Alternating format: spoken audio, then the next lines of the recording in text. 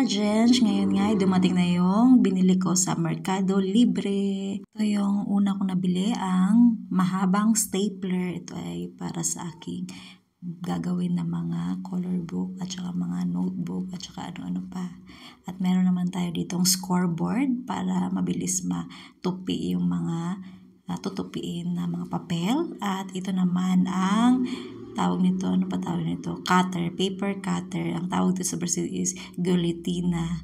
Yan siya guys, so mahaba siya guys. At saka maganda to guys. Yung mga price nito guys, papakita ko sa inyo. Tingnan nyo lang yung screen yan guys. So ang ganda-ganda. At itatry natin siya kung maano ba siya. Meron din siyang adjuster na adjust yung ano para ma-hold yung papel para hindi gumalaw, para straight talaga yung pagkagupit mo.